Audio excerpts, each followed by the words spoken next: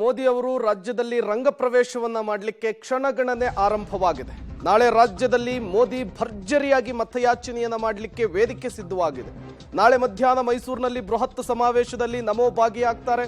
ನಾಳೆ ಸಂಜೆ ಕಡಲನಗರಿ ಮಂಗಳೂರಿನಲ್ಲಿ ಬೃಹತ್ ರೋಡ್ ಶೋನಲ್ಲೂ ಕೂಡ ಭಾಗಿಯಾಗ್ತಾರೆ. ಮಂಗಳೂರು ರೋಡ್ ಶೋಗೆ ಭರ್ಜರಿ ಸಿದ್ಧತೆಯನ್ನ ಮಾಡಿಕೊಂಡಿರುವಂತಹದ್ದು.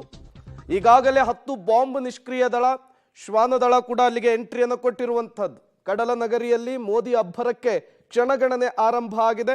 ಈ ಮೂಲಕ ರಾಜ್ಯವನ್ನ 2ನೇ ಬಾರಿಗೆ ಮತಬೇಟೆ ಆಡಲಿಕ್ಕೆ ಮೋದಿ ರಂಗ ಪ್ರವೇಶವನ್ನು ಮಾಡ್ತಾ ಇದ್ದಾರೆ. ಮಂಗಳೂರಿನಲ್ಲಿ ಪ್ರಧಾನಿ ನರೇಂದ್ರ ಮೋದಿ ಅವರ ರೋಡ್ ಶೋ ಇರುವಂತಹ ಹಿನ್ನೆಲೆಯಲ್ಲಿ ಇವತ್ತು ಸಾಕಷ್ಟು ಭದ್ರತೆಗಳನ್ನು ಕಲ್ಪಿಸಲಾಗಿದೆ. ಈಗಾಗಲೇ SPGಯ ತಂಡದವರು ಬಂದು ಇಲ್ಲೇ ಬೀಡುಬಿಟ್ಟು ಸಕಲ ಸಿದ್ಧತೆಗಳನ್ನು ಮಾಡ್ತಾ ಇದ್ದಾರೆ, ಭದ್ರತಾ ವ್ಯವಸ್ಥೆಯನ್ನು ಮಾಡ್ತಾ ಇದ್ದಾರೆ. ನಾವು ಗಮನಿಸಬಹುದು, ಮಂಗಳೂರಿನ ನಾರಾಯಣಗುರು ಸರ್ಕಲ್ನಿಂದ ಈ ಒಂದು ರೋಡ್ ಶೋ ಆರಂಭ ಆಗುತ್ತೆ. ಸುಮಾರು 2 ಕಿಲೋಮೀಟರ್ಗಳವರೆಗೂ ರೋಡ್ ಶೋ ಇರುತ್ತೆ. ಹಾಗಾಗಿ SPGಯ ಅಧಿಕಾರಿಗಳು ನಿರಂತರವಾಗಿ ತಪಾಸಣೆಗಳನ್ನು ಮಾಡುವಂಥದ್ದು, ಜೊತೆಗೆ ರೋಡ್ ಶೋ ಹೋಗುವಂಥ ರಸ್ತೆ ಏನಿದೆ, 2 ಕಿಲೋಮೀಟರ್ ರಸ್ತೆ ಏನಿದೆ, ಅದನ್ನು ಪರಿಶೀಲನೆ ಮಾಡುವಂಥ ಕೆಲಸಗಳನ್ನು ಸಹ SPG ಅಧಿಕಾರಿಗಳು ಮಾಡ್ತಾ ಇರುವಂಥದ್ದು.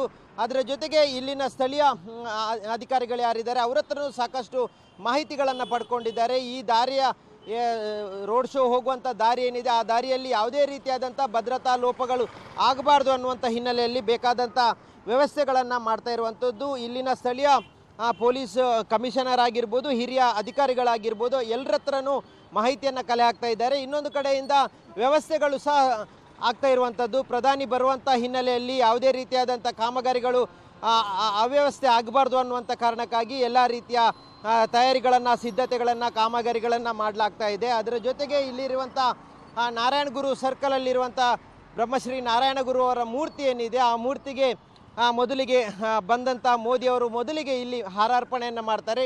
ಇಲ್ಲೂ ಬೇಕಾದಂಥ ಸಿದ್ಧತೆಗಳನ್ನು ಮಾಡಲಾಗಿದೆ. ಇದನ್ನು ಸಂಪೂರ್ಣವಾಗಿ SPG ಅವರು ಕಂಟ್ರೋಲ್ಗೆ ತಗೊಂಡಿದ್ದಾರೆ. ಅಂದರೆ ಇಲ್ಲಿಂದ ಮೇಲೆ ಹೋಗಿ ಮೋದಿಯವರು ಮಾಲಾರ್ಪಣೆ, ಈ ಒಂದು ನಾರಾಯಣಗುರು ಅವರ ಮೂರ್ತಿಗೆ ಮಾಲಾರ್ಪಣೆಯನ್ನು ಮಾಡ್ತಾರೆ. ಹಾಗಾಗಿ ಆ ಮಾಲಾರ್ಪಣೆ ಮಾಡಿದ ನಂತರ ಸುಮಾರು 7 ಗಂಟೆಯಿಂದ ಇಲ್ಲಿಂದ 1 ಗಂಟೆಗಳ ಕಾಲ ನಿರಂತರವಾಗಿ ರೋಡ್ ಶೋ ಇರುತ್ತೆ. ಹಾಗಾಗಿ ಇಲ್ಲಿರುವಂಥ ಎಲ್ಲ ಸುತ್ತಮುತ್ತಲಿನ ಮನೆಗಳಾಗಿರ್ಬೋದು, ಅಪಾರ್ಟ್ಮೆಂಟ್ಗಳಾಗಿರ್ಬೋದು, ಎಲ್ಲವನ್ನ ತಪಾಸಣೆ ಮಾಡ್ತಾ ಇರುವಂಥದ್ದು. SPG ಅವರ ಸೂಚನೆ ಹಿನ್ನೆಲೆಯಲ್ಲೇ ಈ ರೀತಿಯಾದಂಥ ತಪಾಸಣೆಗಳನ್ನು ಮಾಡ್ತಾ ಇರುವಂಥದ್ದು. ಯಾವುದೇ ತೊಂದರೆ ಆಗಬಾರ್ದು, ಕನಿಷ್ಠ ಜೇನುಗೂಡು ಏನಿದೆ ಅದನ್ನು ತೆಗೆಯುವಂಥ ಕೆಲಸಗಳನ್ನು ಮಾಡ್ತಾ ಇದ್ದಾರೆ. ಜೊತೆಗೆ ಬಾಂಬ್ ಸ್ಕ್ವಾಡ್ ಆಗಿರ್ಬೋದು ಅಥವಾ ಶ್ವಾನದಳ ಆಗಿರ್ಬೋದು, ಅವರು ನಿರಂತರವಾದಂಥ ತಪಾಸಣೆಯನ್ನು ಮಾಡ್ತಾ ಇರುವಂಥದ್ದು ನಾವಿಲ್ಲಿ ಗಮನಿಸ್ಬೋದು.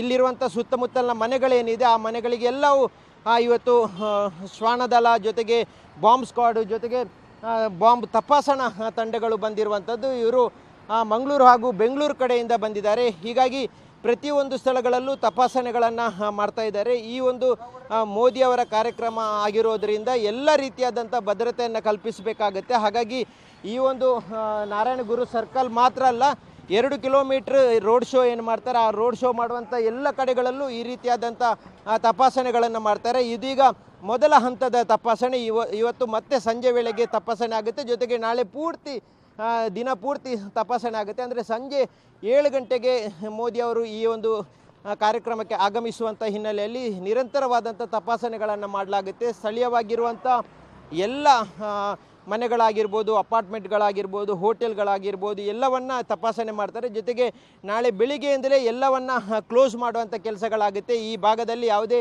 ವಾಹನ ಸಂಚಾರಗಳಿರೋದಿಲ್ಲ ಅಥವಾ ಬೇರೆ ಯಾವುದೇ ವ್ಯಾಪಾರ ವಹಿವಾಟುಗಳಿರೋದಿಲ್ಲ. ಹಾಗಾಗಿ ಎಲ್ಲವನ್ನ ನಾಳೆ ಬೆಳಿಗ್ಗೆಯಿಂದಲೇ ಸ್ಥಗಿತ ಮಾಡಲಿಕ್ಕೆ ಈಗಾಗಲೇ ಪೊಲೀಸರು ಸೂಚನೆಯನ್ನು ಕೊಟ್ಟಿದ್ದಾರೆ.